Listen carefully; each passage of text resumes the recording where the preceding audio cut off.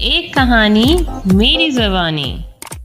अस्सलाम वालेकुम व्यूवर्स, बहुत दिनों बाद हमारी मुलाकात हो रही है। I welcome you all in my programme एक कहानी मेरी ज़बानी।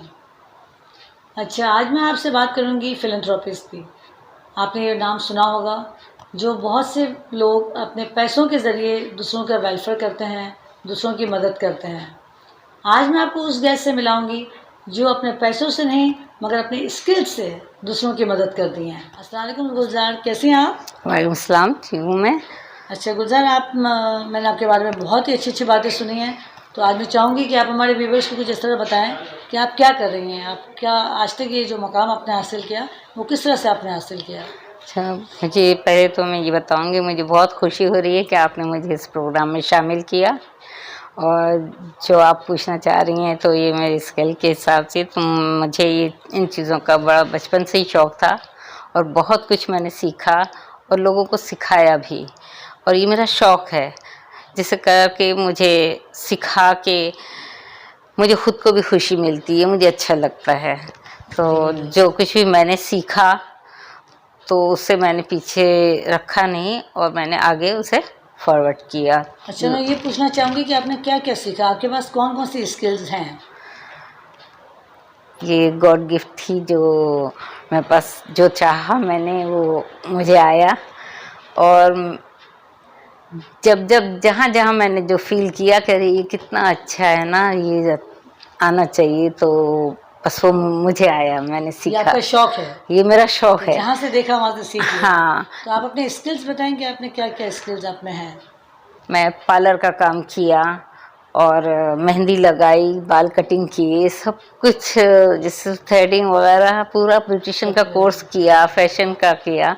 उसके बाद फिर मैं पेंटिंग की तरफ आई और एम्ब्रॉयडरी स्कूल में सिखाते थे तो उसी को लेके चली। एक तो हमारा बचपन ऐसे लोगों में गुजरा कि वो लोग फारिग नहीं बैठे होते थे और वो कढ़ाई वगैरह सुबह जब दोपहर में फारिग होते तो कचहरी करते थे, तो वो फारिग नहीं होते थे, उनका हाथ चलता ही रहता था कढ़ाई वगैरह में।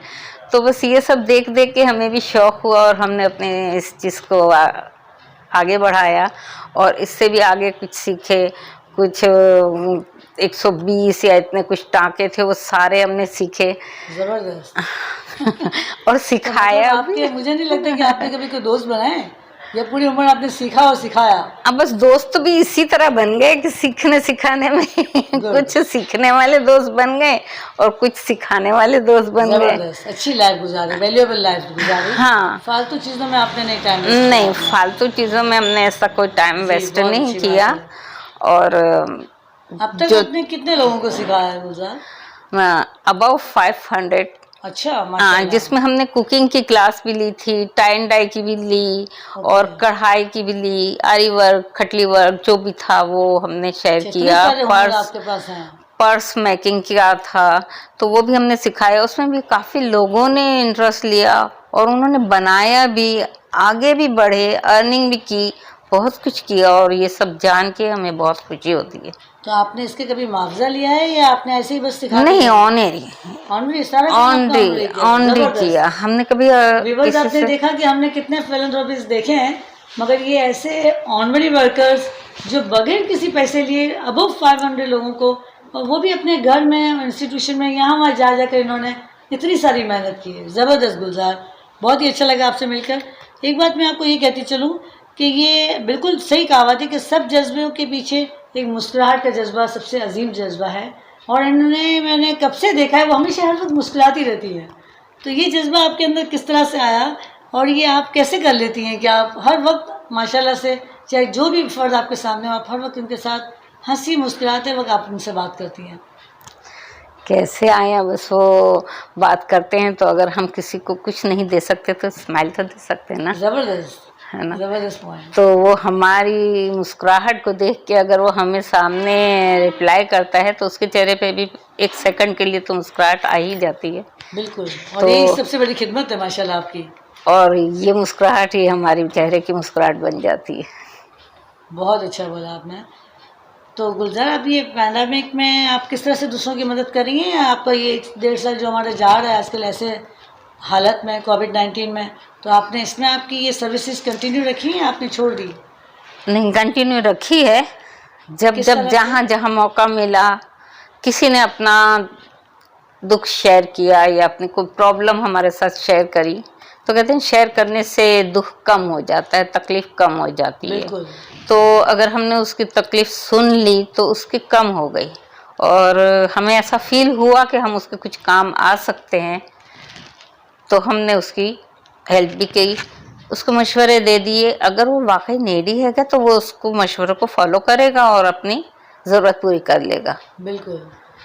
तो आपने तो इसमें कुछ सिखाया आपने पैंडेमिक? हाँ, मैंने कटिंग क्लास सिखाए। हाँ, अच्छा। कुछ आई भी और सीखी भी, और वो फॉलो कर रही हैं।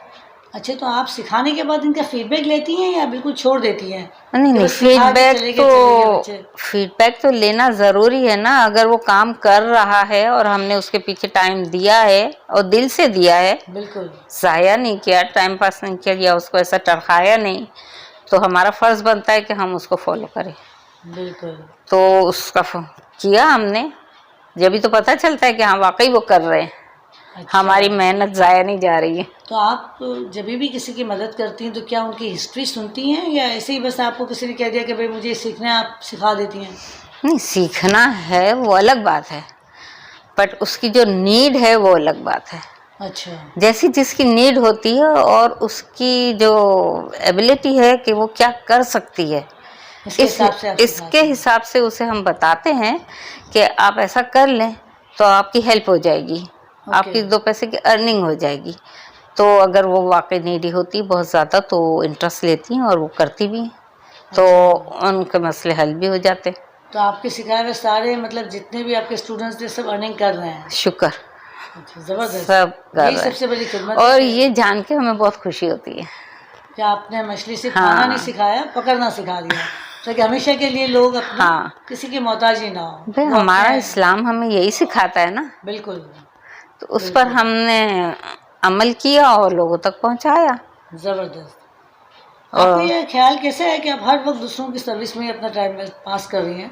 वेस्ट तो मैं नहीं कहूँगी कि आप वेस्ट कर रही हैं, आप अपना बहुत ही अच्छा कीमती टाइम अपना पास कर रही हैं दूसरों की खिदमत में। तो आपको ये ख्याल कैसा है? आपके तो बच्चे माशाल्लाह देखो, बच्चे फालतू छोटे थे तब से मैंने आपको देखा है कि आप इसी काम फालतू बंदा अपना आपको खाता है, बिल्कुल। तो इससे बेहतर है कि अपना ये फालतू टाइम हम किसी अच्छे काम में लगा दें तो ज़्यादा बेहतर होता है, और बंदा खुद भी खुश रहता है।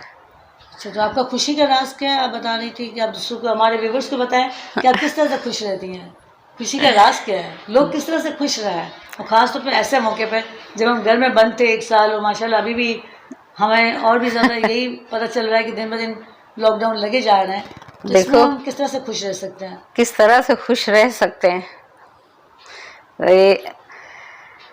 हम अगर किसी को खुशी देते हैं ना, तो वो कुदरती हमें खुशी मिलती है। तो हम अपने लफ्ज़ों से, अपने काम से लोगों को खुशी दे सकते हैं। अगर वो खुश हो जाते हैं तो हमें खुशी मिलेगी, और हमेशा खुद से नीचे वालों को देखोगे तो आप कुदरती खुश रहोगे, क्योंकि आपके अंदर वो शुक्राना आएगा कि अल्लाह शुक्र है तेरा, हम इससे बेहतर है। तो ये चीज़ आपको खुद ही खुशी महसूस करेगी। बहुत ज़बरदस्त आपने बात की है, बिल्कुल इस्लाम से वाज़ेह हो रही बात। हाँ। कि हमेशा हमें यही तालीम दी गई है कि हमेशा अपने से नीचे वालों को देखें, ताकि आपको हकीकी खुशी महसूस हो। खुद से ऊपर वालों को देखोगे तो डिप्रेशन में जाओगे, और आजकल ये बहुत चला हुआ है डिप्रेशन, और इसी वजह से शायद हो रहा है, यही क्योंकि वजह हम है। अपने से ऊपर वालों को देखते हैं तो डिप्रेशन के मरीज होते हैं, नो डाउट। अच्छा, आप ये जितने भी कर रही हैं, तो आपकी ज़िंदगी में क्या इसका बदलाव कुछ आया? आप इतनी ज़्यादा खिदमत पेश कर रही हैं, तो आपको क्या बदलाव महसूस किया आपने इतनी सारी खिदमत देते हुए? एक हौसला आया। दुनिया ऐसी महंगाई के दौर में, इतनी अफरा तफरी के दौर में दुनिया को फेस करना आया। अच्छा। और हर दुख सुख इसको फेस करना आया, और उसके साथ रहना, इन तमाम चीज़ों के साथ खुश रहना, ये सारी चीज़ें आपने इससे ये खिदमत में चीज़ें मिली, मतलब इससे ज़ाया नहीं हुई। सीखी। आपने जो हुनर बताया आपके कि कुकिंग, पेंटिंग, हाँ। स्टिचिंग, इनके अलावा भी शायद आप घर के डिटर्जेंट वगैरह बनाती हैं, हाँ। दूसरों को सिखाती हैं, तो ये क्या हाँ, चीज़ वो है? तो मैंने खुद के लिए भी बनाया था। ये अच्छा। सीखा। ये एक जमाती प्रोग्राम हुआ था जहाँ हम गए थे, गवर्नमेंट का पावना वालों का जैसा अच्छा। था। तो उन्होंने हमें चंद चीज़ें सिखाई थी, जिसमें क्रीम था, ब्लीच, शाइन और सर्फ, प्रिकली पाउडर, बाम। अच्छा। तो हमने ये सब सीखा और हमने घर में भी बनाया। काफ़ी साल तक तो हम घर में यही यूज़ करते थे और बहुत अच्छा बनता था अच्छा, और बिल्कुल लोगों ओरिजिनल की तरह बनता है। उससे भी अच्छा बनता था। अच्छा, जबरदस्त। हाँ। तो क्या आप हमारे व्यूवर्स को कुछ ऐसी अच्छी सी चीज बता दें जो हमारे व्यूवर्स भी घर में बनाए और जो उनकी कुछ भी बचत हो जाए। जो यूज करता था वो कहता था वाकई हम तो बेकार में वो यूज कर रहे थे, ये तो बहुत अच्छा बना है। बिल्कुल। तो हम केमिकल मार्केट जाते थे और वहाँ से ले आते थे और बाकायदा जब हम किसी को सिखाते थे तो हम वहाँ से एक पैकेट मंगाते थे और वो सारा मिला के उनको बना के बताते थे कि ये इस तरह से बनेगा और विम वगैरह। तो वो बहुत औरतें खुश हो जाती थी। वो कह रही थी आपा हमारा इतना पैसा जाता था तो ये तो हमारी बहुत बचत हो रही। बहुत ही ज्यादा अच्छी बात है, बहुत ही ज्यादा। हाँ। तो आप हमारे व्यूवर्स को कोई ऐसी हल्की फुल्की चीज बता दें जिनको वो फॉलो करें और इनको भी काम आ जाए।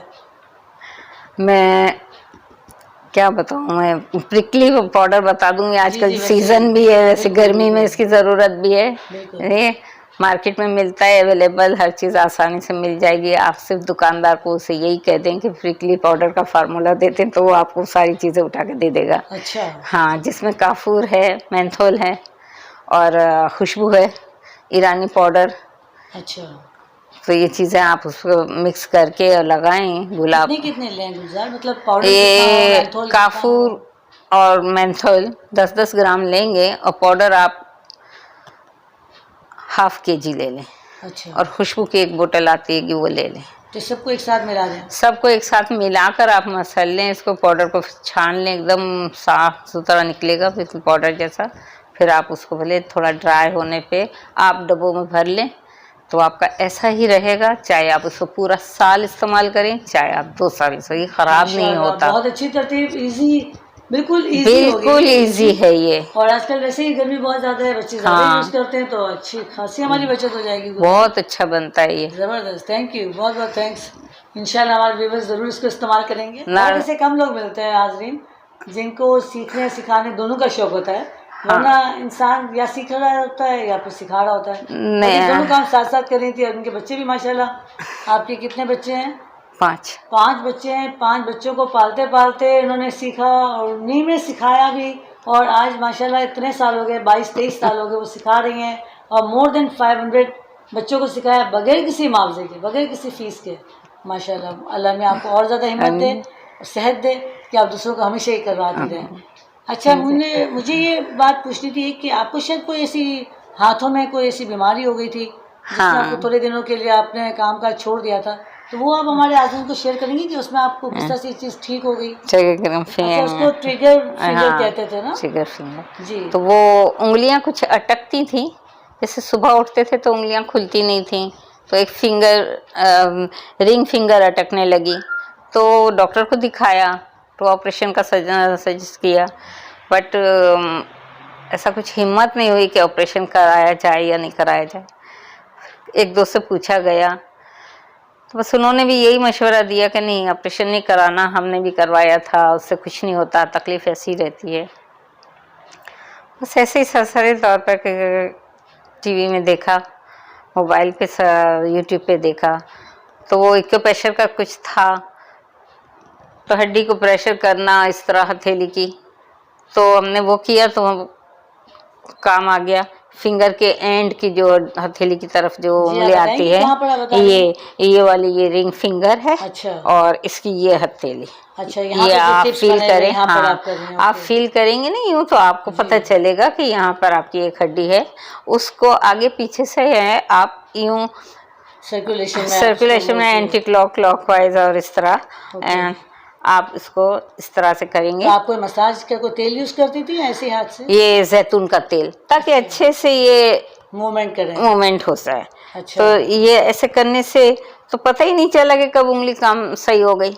आपको ऑपरेशन नहीं करवाना पड़ा? नहीं, वो ऐसे करने से ही वो सही हो गई। ओ, वरना आप ऑपरेशन के लिए जा रही थी? हाँ। ओ, आपके पैसे भी बच गए और जान की भी। हाँ, वो डॉक्टर सही हो गई, ने सही कुछ है। दवाई दी, कई वो खाई, लेकिन उससे फर्क नहीं पड़ा। लेकिन ये मामूली सी ये प्रेशर पॉइंट किया तो उससे काफी हद तक मुझे फर्क पड़ा। तो हाजिर देखिए, ये बहुत सी ऐसी छोटी छोटी बीमारियां होती हैं। हाँ। अब ये ट्रिगर फिंगर, तो उंगलियों का अटक जाना, उंगलियां काम करते करते उसी जगह पे अटक जाती हैं। हाँ, और फिर खुलती कुछ नहीं है, खुलती नहीं इस तरह से, पर अटक जाती हैं कि दूसरे हाथ की मदद से इसे खोलना पड़ता है। ओहो, फिर अब माशाल्लाह सही है आपका हाथ। हाँ, अब अल्लाह का शुक्र है ये दिन। क्योंकि इनके सारा काम, इनकी स्किल सारी इनके हाथों में है, और हाथों का इस तरह से अकड़ जाना तो इनके लिए बहुत बड़ी एक किस्म का एक रुकावट बन गया था। मगर शुक्र अल्लाह का कि अल्लाह ने इस पर रहम किया, और छोटी सी ये तेल के मसाज से इनको ठीक हो गया। ये प्रेशर पॉइंट बहुत अच्छी चीज़ है, इसे हर शख्स को अपनाना चाहिए। और सुबह में उठ के जब वो उठते हैं तो जैतून का तेल हथेली पे रख के और यूं उंगलियों को ऐसे करें और ये जगह और ऐसे करके यूं मसलें, इससे आपका मैदा फ्रेश रहेगा और मैदे की बहुत सारी बीमारियां आपकी ख़त्म हो जाएंगी। अच्छा। और आपका एथराइटिक भी इससे सही हो जाएगा। अच्छा। क्योंकि ये हड्डियां आपके प्रेस होने से आपके पैरों पर असर पड़ता है। अच्छा, पूरे जिस्म को कंट्रोल करती है। हाँ, ये हथेली आपकी है, हमारे उल्टे हाथ में हमारे पूरे जिस्म की हथेली है, तो इसको आप प्रेस करेंगे तो ये आपके मैदे पे असर करेगा। और ये उंगलियां, ये जो आपकी टांगे घुटने वगैरह उसको प्रेस करती हैं। अच्छा, तो यहाँ की, हाँ, ये सारा ये ऐसे प्रेस करेंगे आप तो ये आपको फायदा करेगा। बहुत अच्छी बात बताई इन्होंने आपको। तो इंशाल्लाह कभी भी किसी को ऐसी छोटी मोटी बीमारियां होती हैं तो हाथ को मसलने से पूरी बॉडी में जितने भी हमारे मसाज हो जाता है अच्छा खासा, वो मसाज के जरिए हमारा पूरी बॉडी सही हो जाती है। बहुत बहुत शुक्रिया। आज मुझे लगता है आपने बहुत सारी चीज़ें सीखी इनसे, इलाज, डिटर्जेंट बनाने का तरीका, और माशाल्लाह अल्लाह करे इनको अल्लाह में और ज़्यादा सेहत दे और ये हमेशा दूसरों की खिदमत करते रहें। तो आप हमारे व्यूवर्स को और कुछ खुश रहने का तरीका बता दें, या कोई ऐसी बात जो आपकी बात में से इनको सुन के कोई फ़ायदा हो, तो कोई जाते जाते हम कुछ। खुश रहने का तरीका तो यही है कि अपने से नीचे वालों को देखो, बिल्कुल, ताकि शुक्राना आए आपके मिजाज में और आप खुश रह सकें। बहुत अच्छी बात इन्होंने कही है कि हमेशा अपने से नीचे वालों को देखें ताकि हम ज़िंदगी भर तक अल्लाह का शुक्र अदा करते रहें और खुश रहें। हाज़रीन, इजाज़त चाहूँगी, अल्लाह हाफ़िज़। आखिर में ये कहना चाहूँगी कि आप इस प्रोग्राम को एक कहानी मेरी ज़बानी इसको लाइक, शेयर और सब्सक्राइब करें। एक कहानी मेरी ज़बानी।